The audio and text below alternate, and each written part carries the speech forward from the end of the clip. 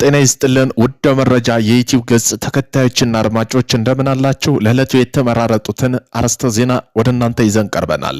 በህወሓት በብሉ ናይል ህወሓት የትኩረት አቅጣጫ በመቀየር ቤኒሻንጉል ጉሙዝ አዲስ ውጊያ ለመክፈት እየተንቀሳቀሰ መሆኑ ተገለጸ። ህወሓት በወልቃይት ግንባር ጥቃት ይሰነዝራል ተብሎ ሲጠበቅ የነበረ ቢሆንም ትኩረቱ አቅጣጫ በመቀየር ቤኒሻንጉል ጉሙዝ ክልል አዲስ ውጊያ ለመክፈት ወታደራዊ እንቅስቃሴ መጀመሩ ተጠቁሟል። በወጣው መረጃ መሰረት ቡድኑ በኤርትራ ዋሳይ ድንበሮች አካባቢ የነበሩ ምሽጎችን በመተው ኃይሉን ያንቀሳቀሰው ሲሆን ከሱዳን በመነሳት ቤኒሻንጉል ጉሙዝ ብሉ ናይል ለማካሄድ እቅድ ይዟል ተብሏል። ለዚህ አዲስ ወታደራዊ እንቅስቃሴ ከሱዳን ጦር መሪ አልቡርሃን ጋር በጥምረት እየሰራ ሲሆን የጦር መሳሪያ ጨምሮ በተለያዩ ወታደራዊ ድጋፎች እያገኘ መሆኑ ተገልጿል። በዚህም ጉዳይ በዜና ጥንቅራችን አካተናል። ቆይታችሁ መሰሙት ይሆናል። የተባበሩት አረብ ኤምሬት ቀጠናዊ ፖሊስና የለውጡ የኢራን ጦርነት።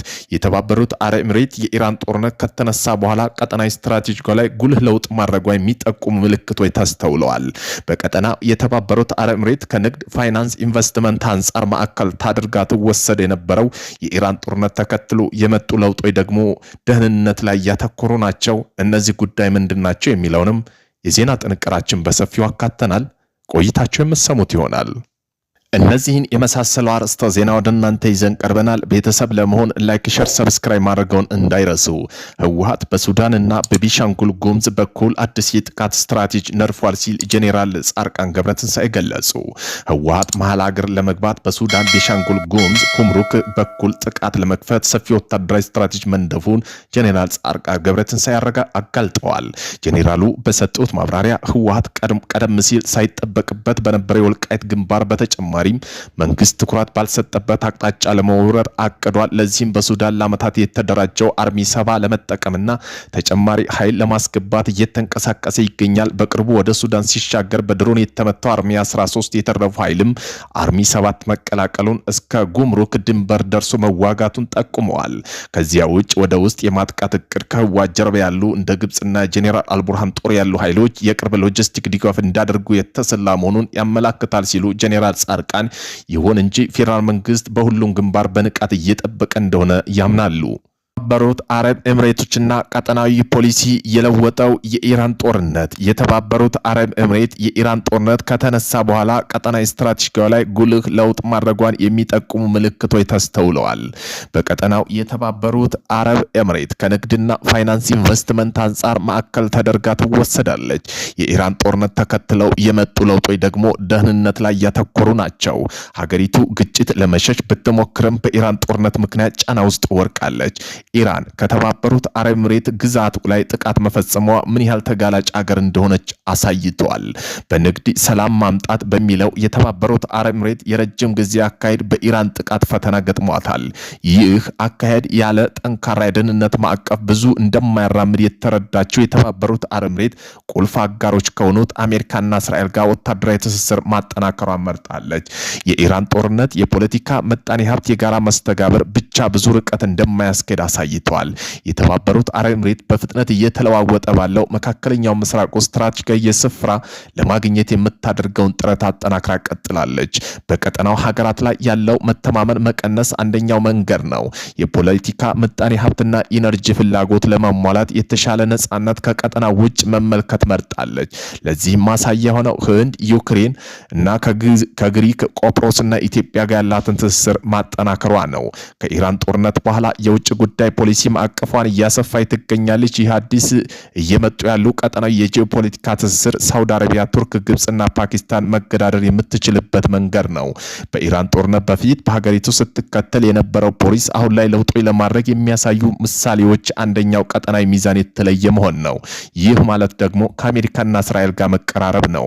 ኢራን በተለያዩ የአረብ ኤምሬት ግዛቶችና ይዞታዎች ላይ ጥቃት መፈጸሙን አቡዳቢ ከተለመደው የውጭ ጉዳይ ፖሊሲ በተለየ መንገድ መንቀሳቀስ እንድትጀምር አድርጓታል። የቀድሞ የውጭ ጉዳይ ፖሊሲዋ ዲፕሎማሲ ከምጣኔ ሀብት ፍላጎት ጋር ለማጣጣም የሚሞክር ነበር። አሜሪካና ኢራን ሚያዝያ ላይ የተኩስ አቁም ሲያደርጉ የተባበሩት አረብ የሚሰነዘሩ ጥቃቶች ማሳወቋን ቀጥላለች። የሀገሪቱ መከላከያ ሚኒስቴር በአውሮፓ ግንቦት መጀመሪያ ላይ ባወጣው መረጃ መሰረት ጦርነቱ ከተጀመረ አንስቶ 551 ባላስቲክ ሚሳኤሎች፣ 29 ክሩዝ ሚሳኤሎችና 2260 ድሮኖች ወደ ግዛቷ ተተኩሰዋል። በመቀጠልም የጦርነቱ መጀመሪያ ሰሞን የተባበሩት አረብ ኤሚሬት ነገሮቹን እንዲረግቡ ጥሪ ስታደርግ ቆይታ ግጭቱ ሲባባስ ግን ጠንካራ አቋሟን ማንጸባረቅ ጀምራለች። ጦርነቱ ከተጀመረ በኋላ ለመጀመሪያ ጊዜ ፕሬዝዳንት መሐመድ ቢን ዛይድ ባደረጉት ንግግር የተባበሩት አረብ ኤሚሬቶች ቀላል ኢላማ አይደለችም ባሉ በንግግራቸው ከመቼውም በላይ ጠንክረን እንወጣለን ሲሉ ተደመጡ። ኤሚሬቶች ላይ ጥቃት የተሰነዘረባት የአሜሪካ ጦር ሰፈር ስለሚገኝ እስራኤል ጋር ስለምትተባበር እንደሆነ ኢራን ገልጻ የአቡዳቢ የደህንነት ጉዳይ በጥብቅ እንድትመለከት አድርጓታል። የፕሬዝዳንቱ አማካሪ አንዋር ጋሪሽ እንደተናገሩት ከኢራን የተሰነዘሩ ጥቃቶች ኤሚሬት ከአሜሪካ ጋር ያለ ደህንነት ጥብቅ ትስስር የበለጠ የሚያጠናክሩ ናቸው አሉ። አሜሪካ ጋር በመጣመር የሆርሙዞች መጠን ደህንነት ለማስጠበቅ ስምሪት ማድረጓን ያሰበችው በዚሁ ምክንያት ነው። አቡዳቢ ከእስራኤል ጋርም ጥብቅ ወታደራዊ ግንኙነት እንዳላት አረብ ሀገራት እንዲሁም የእስራኤል መገናኛ ብዙሃን ዘግቧል።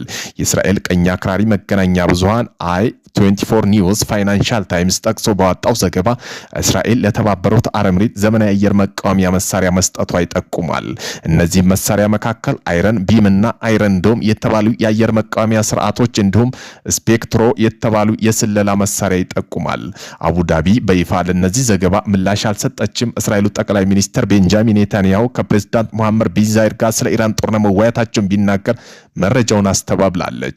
ለሁለተኛ ለውጥ ያለችው ስትራቴጂያዊ ለውጥ ማምጣት ነው። ወታደራዊ ግንኙነት ከማጠናከር ጎን ለጎን አረብ ኤሚሬት ብሔራዊ ፍላጎትና ደህንነቷን በተመለከተ የተናጠለ እርምጃ ለመውሰድ ዝግጁ መሆኗን እያሳየች ነው።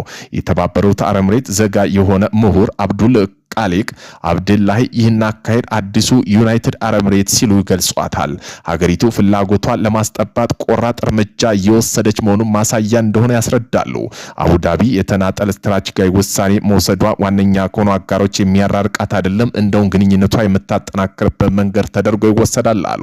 በዚህም የቀጠና ፍላጎቶቿን ሲያሳይ ኢራን ጦርነት እየተካሄደ ባለበት ወቅት አረብ ሊግና ባህር ሰላጤው ሀገራት ትብብር ካውንስል መሰሉን ቀጠናዊ መድረኮች ኤሚሬት በጉልህ ድምጿ ስታሰማ ቆይታለች።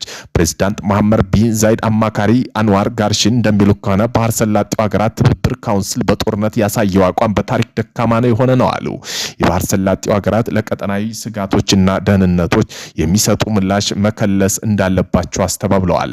ባህር ሰላጤው ሀገራት ኢራን የሚያራምዱ ፖሊሲ መክሸፏን ጠቅሰው ሀገሪቱ ራሳቸው መቻል እንዳለባቸው እንዲሁም ስሌታቸው ዳግመኛ መቃኘት እንደሚገባቸው ገልጸዋል። ከነዳጅ አምራች ሀገራት ማህበር መውጣት የዩናይትድ አረብ ኤሚሬት ሀገራት ህብረት ኦፔክ መውጣቷ ግንቦት ላይ ይፋ አድርጋለች። ህብረቱ ለመውጣት የተሰለፈው ውሳኔ ፖለቲካ እንዳልሆነ የሀገሪቱ ባለስልጣን ቢናገሩም ከሌሎች ቀጠናዊ መድረኮች አረብ ሊግና ባህር ሰላጤው ሀገራት ትብብር ካውንስል የመልቀቅ ፍላጎት ስለመኖሩ ጥያቄ አጭሯል። አቡዳቢ በቀጠናው መድረኮች መውጣቷን ያስፈለጋት እንደሆነ እየታሰበበት መሆኑን አንድ ባለስልጣን ለሮይተርስ የዜና ወኪል ገልጸዋል። የአረብ ሙስሊም ሀገራት የጋራ ቡድኖች ለግጭቱ ምላሽ በሰጡት የተባበሩት አረብ ኤሚሬት ደስተኛ አለመሆናቸውን አልሸሸጉም። ፕሬዝዳንት አማካሪ ማህበሩ ባህር ሰላጤው ሀገራት ጥቃት ሲፈጸምባቸው እንዳልደረሱላቸው ጠቅሰው ተንታኞች እንደሚሉ ከሆነ አቡዳቢ ኦፔክ የወጣችበት ለኢነርጂ በሚል ሳይሆን ለጂኦፖለቲክ አሰላለፍ ለውጥ ነው ተብሏል። ከዚህም ጋር ተያዘ ሳውዲ አረቢያ ጋር ያላት ልዩነት መስፋት ነው። ሳውዲ አረቢያ የተባበሩት አረብ ኤሚሬት ያላቸው ልዩነት በኢራን ጦርነት ወቅትም እንደቀጠለ ነው። ሁለቱም ተፎካካሪ የባህር ሰላጤው ሀገራት በብዙዎች ነገር ላይ የሚቃረኑ ታካሄዳላቸው። ሳውዲ ኢራን ብትተቸውም እንኳን እምብዛም ፊት ለፊት የመጋፈጥ አዝማሚያ አታሳይም። እንደውም ዲፕሎማሲ መንገድ ትመርጣለች። ሁለቱም ሀገራት በእስራኤል ላይ የሚያራምዱት አቋም የተለየ ነው። ሳውዲ የፍልስጤም ሀገር ጥያቄ ሳይመለስ እስራኤል እንደ ግንኙነት ጤናማ መልክ ማስያዝን አትደገፈም። ሳውዲ ኦፔክ ውስጥ ተጽዕኖ ፈጣሪ ሀገር ሆና ሳለ የተባበሩት አረብ ኤሚሬት ቡድን ጥላ ለመውጣት መወሰኗ ሌላው ነጥብ ነው። የነዳጅ አምራች ሀገራት ስብስብ የአቡዳቢ ፍላጎት የሚገድብ ሆኖ እንዳገኘው ተንታኞች ይናገራሉ። የየመን የሶሪያ ጉዳይን በተመለከተ ሁለቱም ሀገራት ይቃረናሉ። አቡዳቢ ለየመን ተገንጣይ ቀጥተኛ ወታደራዊ ድጋፍ እንደምታደርግ የምታሳድረው ጫና እየበረታ ይናገራል። ሳውዲን ጫና መቀልበስ ትችላለች። አቡዳቢ በተቃራኒ ቢሊዮን ዶላር በሪል ስቴት እና በቱሪዝም በቴክኖሎጂ ላይ ማፍሰስ ቀጥላለች። በተያዘ የመጨረሻው ጉዳይ አጋሮችን ማብዛት ነው። የተባበሩት አረብ ኤሚሬት አሁን የውጭ ጉዳይ ፖሊሲ አዳዲስ አጋሮችን ማፍራት ያካትታል። ስትራቴጂካዊ ጥቅም ማስጠበቅ፣ አጋሮችን ማብዛትና ማስፋት በተለየ መንገድ አቅም የማጠናከር መንገድ እንደሆነ ተንታኞች ይገልጻሉ። ሳውዲ፣ ግብጽ፣ ፓኪስታንና ቱርክ ያላቸው ቅርርብ አቡዳቢ የራሱ አጋሮች እንዲታፈራ ምክንያት ሆነዋል። ዩክሬን፣ ህንድ፣ ኢትዮጵያ፣ ግሪክ፣ ቆጵሮስ ጋር የፈጠረችው ውህደት ደግሞ የዚህ ማሳያ ነው። በአፍሪካ ቀንድ በቀይ ባህር ዙሪያ በላይነት ለማግኘት ቀጠናዊና ዓለም አቀፋዊ ኃይሎች ፉክክር ይዘዋል። አቡዳቢ በምታራምደው ፖሊሲ ፓኪስታን ቅራኔ ተነስቷል። ኢስላማባድ ኤምሬት ያለባትን ዕዳ በቀን ገደብ ለመክፈል እንደምትፈልግ መግለጿ ከሳውዲ ጋር ያላት ቅርርብ ማሳያ ተደርጎ ተወስደዋል። ሳውዲና ፓኪስታን ባላቸው ወታደራዊ ስምምነት መሰረት አንደኛው ሀገር ሌላውን ጥቃት ከተፈጸመ ጥቃቱ በሁሉም ሀገር እንደተፈጸመ ይቆጥሩታል።